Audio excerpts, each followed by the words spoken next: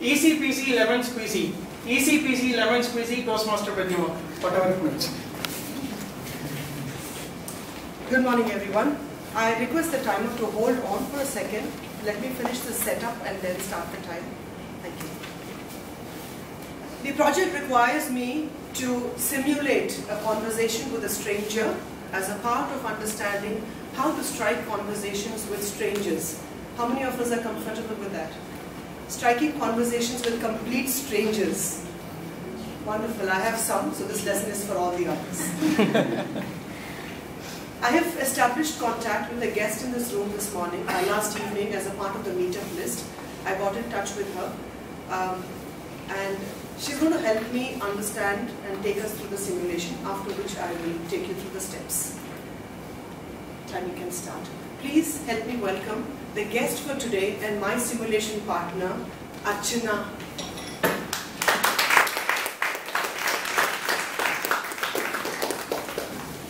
The setup is, we're not sitting for the projection issue, otherwise it's a seating arrangement, and the setup is Archana and I are meeting at a conference and we're meeting for the first time. So just be standing there and facing the audience now.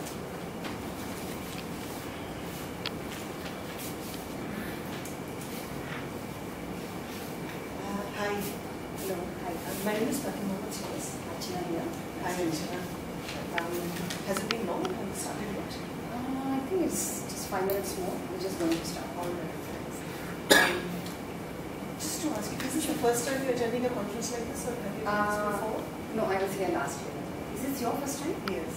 But did you like what you got? It's pretty good. Pretty nice. Yeah. All right. So the speakers have changed and that's why you're here? Yes, I'm hoping the speakers have changed. Very wonderful.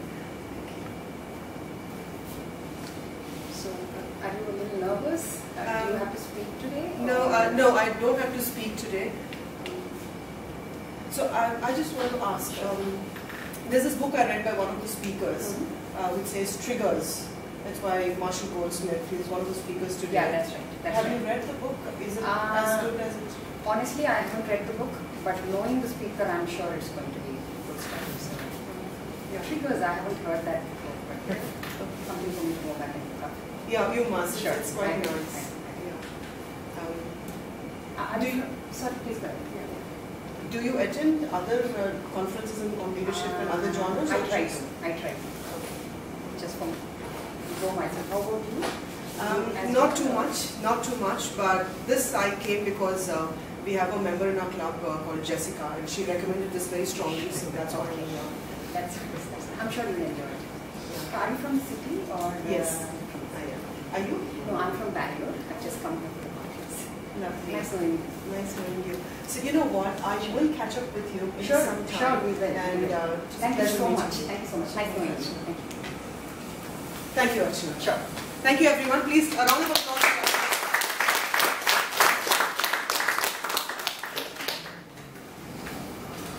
Okay, this is just so you can mentally make a note of the various steps that I've taken us through. Now, is it really easy to strike a conversation with a stranger? No. For some, all those who raised your hands, I mean, brilliant that you've taken that step and you've overcome that. But for many people, this is a very, very unknown zone to step into.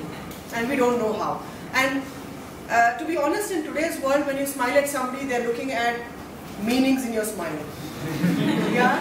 You compliment somebody, they will want to look at the complexities of your compliment. So is it easy to really smile at somebody, walk up to them, compliment them and just strike up a conversation? Not always. Whatever I'm going to say today is not a one-size-fits-all formula. Please don't go back and try it and say, you know what, it didn't work, and don't come back to me for it. There are sometimes there will be people who may not warm up to you, so please be prepared for your first conversations to go kaput also. They all won't be successful, it's just that you have to be strong enough to go back the second time. So conversing with ease. 1936, Dale Carnegie wrote a book called Making Friends and Influencing People. In that era. And most of the gyan that is given in that book stands strong even today. Nothing has changed. People will still warm up if you are approachable, and if you have that nice smile on your face. So those things remain. The only things that have changed is the context of the conversations we have, or perhaps what we say during conversations. There were some that were acceptable then, there are some that are not acceptable now. So I'll take you through a few of them. Vidya, this something has come up here. Just say okay. Okay. Oh, it's saying wrong password. Get lost.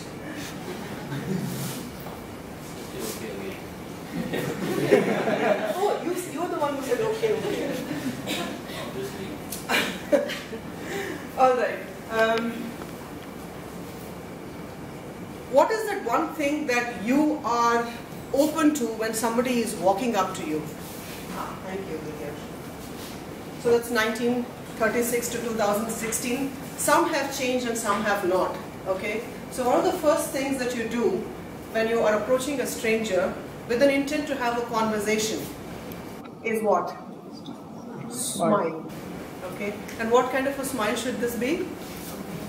You can't grin. A warm, genuine, and where does your smile, how do people know, how do you know whether somebody's smile is genuine or not? So it could be. It shines through your eyes and nowhere else. So you will know instantly whether it's a genuine smile or not. So don't stare at their eyes in the process. That's not a look you want to give them, because that will just scare them off. But instead, making eye contact is a great way to establish contact with people. Now remember, this is just the first step. You've not even started your conversation at this point. Have you? Not yet. You're probably running a dialogue in your head, but it's not really there out. Make a gentle eye contact, don't stare them down, don't glare, anything like that. Now what do you think is the next step? What's the first thing I asked Archana? Very small question I asked, right? Did it begin yet? I offered my name and I asked her. So you can't go up to somebody and say, what's your name? Why? Why are you asking my name? So you they go into a defense mode. If you offer your name, they'll be more willing to offer their name back to you. So that's one thing. What else did we do? Just a little question is, has it started yet? You're not going to jump straight into where do you work? Like, why? So don't jump into questions that should come later. Now, before I get into the first segment, which I call small talk, okay, just start the conversation. Do you know where this conversation leads to? No. What is the purpose of striking up a conversation with a stranger in a setup like a conference? Why should I can quietly go and sit down, right? Why should I strike up? Say that loudly, please. Could be business network? Could be business network. It is in many instances a business network. We all survive on networking. If you are a business person, you would like to make contacts to do what? To broaden your horizons, and that's what we do. These conversations, though small and yet appear insignificant, they are leading into networking, which is a very big entity in the business world. Let's look at small talk. Anybody knows what small talk is? What's the definition of small talk? It's just to break the ice. Just to break the ice. Yes, sir. We usually do small talks in a company. I work in fraud management and services, a US-based company, which is right now located at Pakistan, Canadian branch. So we are into contact with the companies of the US. So we are in contact of daily basis. We have to call them or they call us. So we have to do small talk in between to build a personal relationship. Very good. That's a nice one. Thank you very much for that. So you build small talk to break the ice and build. But there is a very nice definition that some Polish anthropologist wrote, and I found it very interesting. He says that it is purposeless expressions of preference or aversion, accounts of irrelevant happenings and comments on what is perfectly obvious. Well, there's no need, there's no purpose to a small talk except for the fact that you are trying to make a connect with somebody. So what is obvious is, has the conference started? Well, see for yourself. Yeah. She couldn't have said that to me, so she was polite and made that contact. So that's the connect. There are startup statements. Mine was a startup statement. Asking a question is a startup statement.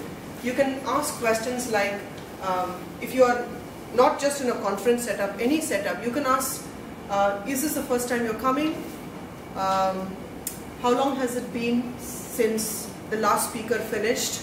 You can ask questions. If you are meeting somebody in the cafeteria, your startup statement could be, do you like the food? Could be anything, depending on where you are. A startup statement by itself becomes a small talk. Now there are keepers and bloopers. You know what are keepers? Statements you're allowed to ask. Bloopers are those that you're not. Are you married? Blooper or keeper? Blooper. Blooper, don't ever do that. So what's a keeper? Which function do you work for? Where do you work is a keeper. Okay? Will you marry me? Will you marry me? Answers no, but that's a blooper. So personal questions which any auntie would ask you in a typical train journey, all of them are bloopers. What are professionally networking are all keepers. Okay? The next step is to build rapport. This is the next step, is moving into a thick of the conversation, is small talk leads into building rapport. Now what is building rapport? Is you generate an interest. You show interest in what the other person is doing. As in, do you attend conferences frequently?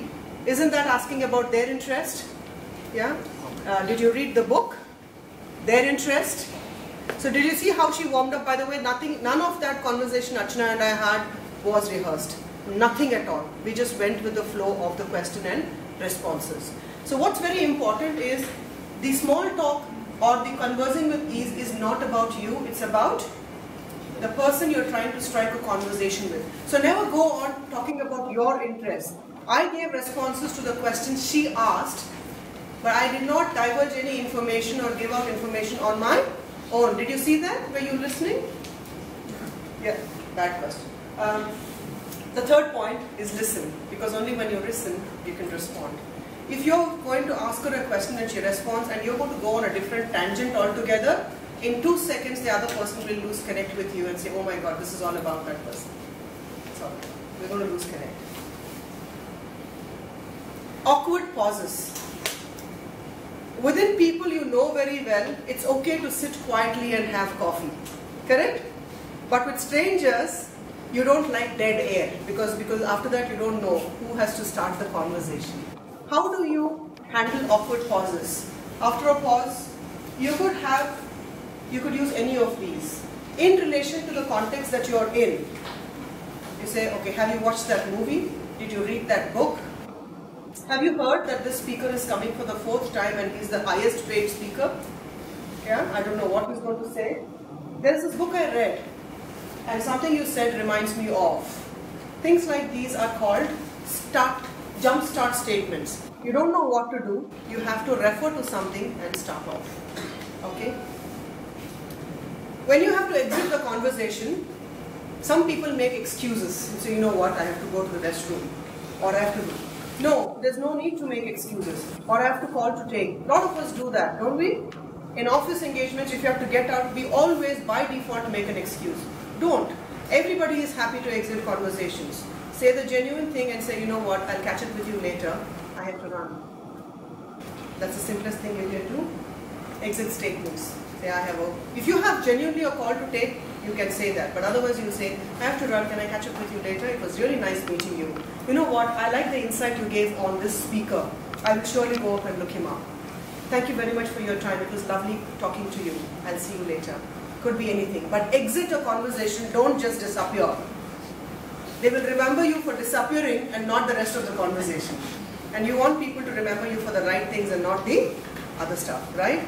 Alright. So that is why I call it starting conversation with strangers. As long as your intent is to really connect with people, it's easy peasy, lemon squeezy. I have how much time? 30 seconds. I have 30 seconds. If you have one question, I will answer it.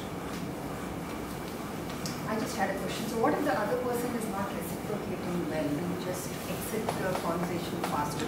Yeah. So you make an attempt, right? A lot of times we make an attempt, but there will be people who want to be by themselves You as a person should be able to catch the pulse, whether that person is going to have a conversation with you or not. But you don't walk away, you'll probably stay silent for a while and then say, nice meeting you, and then just walk out. Don't just like,